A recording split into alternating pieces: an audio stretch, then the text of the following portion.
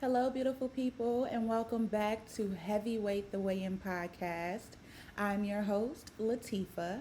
I pray that all is going well with you all and that you're staying safe and healthy and that you're making sure that you're taking the necessary precautions to remain safe and healthy. We are already on episode 10, season 2 of Heavyweight the Weigh In. Can y'all believe it?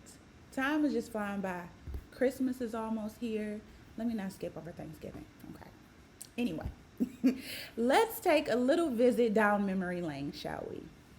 If I were to ask you what you put on your agenda at the end of 2020 for this year, 2021, what would those agenda items be? Did those items get checked off as complete, or are they still hanging around with a check mark next to them? And if there is a check mark next to them, is it because the items were successfully completed or just completed? What do I mean by that? Well, are y'all ready to weigh in? I know I am. So let's weigh in. Often we make plans without consulting with God first or acknowledging that God has all the control and power over our plans being fulfilled. I'm not just referring to the plans that are big either. I'm talking about the small ones as well. Like agreeing to be somewhere by a certain time the next day.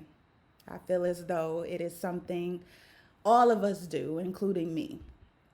I think we need to start saying, God willing, at the end of our conversations when we make plans with someone. Like this. Hey girl, you want to go to the movies on Friday afternoon? Your answer, your response should be, sure, I can go in the afternoon, God willing. That's too much. Yeah, I agree that is too much. Anyway, but some people really talk like that though. Nevertheless, back to those agenda items that I asked about at the beginning. Have you successfully completed some of those 2021 agenda items or plans that you made, or have they only been completed? Again, what do I mean by that? Well, let me tell you. Successfully completed items to me mean that I've sought out God's face before and after creating those agenda items. So none of what needs to get accomplished for the year of 2021 came from self-confidence. Everything was completed or is going to get completed by partnering with God.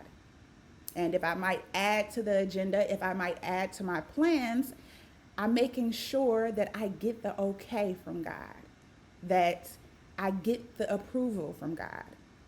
And I'm making sure, does this item or plan of mine align with the will of God for my life? If I'm just completing agenda items, completing and successfully completing are different from one another in my eyes, because just completing something, I believe, is done with self-confidence and with one's own strength. So it's like this. I'm making plans without consulting with God. And then once I make an attempt to achieve those goals or those agenda items, I recognize that, Lord, I can't do this without you. So those items end up just getting attempted, and I can check them off as completed because they weren't successful in my attempts. If that makes sense, I hope it does. The agenda is created typically when you're just completing those items. They're created with only your thoughts and desires and not inviting God into the plan so that he can make your efforts successful. Psalm 90, verse 17 says, "And may the Lord our God show us his approval and make our efforts successful." Yes, make our efforts successful. So, in other words, establish the work of my hands, Lord. Please. I need you. So, a few items on the list may have been completed, right? But the plans or The items, whatever you had on your list, they just didn't turn out exactly how you wanted them to. And things didn't go exactly how you planned for them to go. For example, a person could have put on their list of plans or agenda, whatever we like to call it, to go on at least 3 job interviews so that they can finally leave their dreadful job that they hate. And out of those 3 job interviews, they would decide which job they wanted. Okay? The 3 interviews are completed, but there are 0 job offers. I wouldn't necessarily say that the person is a bad interviewer, but that person, the reason why their efforts were not successful is because they did not seek God first about their plans to even leave their job in the first place, and that's why they weren't successful at their attempt. Therefore, it was not a successful completion.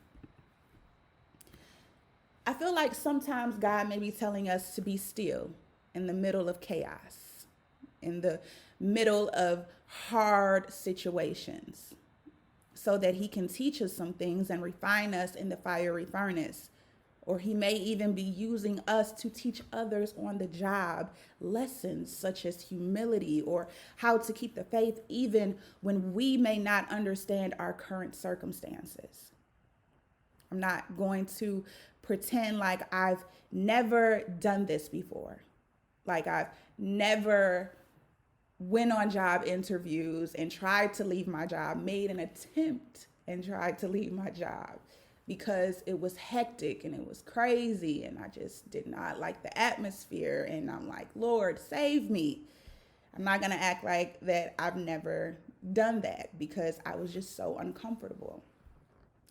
But that is why I chose to use this example, because it took for me to bump my head, recognizing that agenda items change in different seasons. So, in other words, what God may have approved or instructed me to do in one season on a job, maybe he just said, okay, you can go now, you can apply for a different job. That won't always be the case or approved in the next season. So I would have to continue to seek him first to find out the next move, the next agenda item, to see if it is approved. I've learned some time ago that rejection doesn't always mean to keep trying or trying harder. So you keep getting rejected from jobs and nobody is picking your application. And so you're stuck in this crazy place. But what it is for us to just be still. Rejection could very well be God saying, draw closer to me to find out what alternative route you need to take because you're going the wrong way. I want you to be still. I'm training you. Maybe that route includes being patient and waiting on God, having faith that in due time, God will set you free or rescue you from whatever it is you are facing. Psalm 62, verse 1-2 says, I wait quietly before God, for my victory comes from him. He alone is my rock and my salvation, my fortress, where I will never be shaken. We don't want our efforts or labor to be in vain. Trying to complete things in our own strength without the help of God only proves even more that we need him to be successful in our efforts. Besides, God has plans or agenda items for us that are concealed by him and are to be discovered throughout our life journey.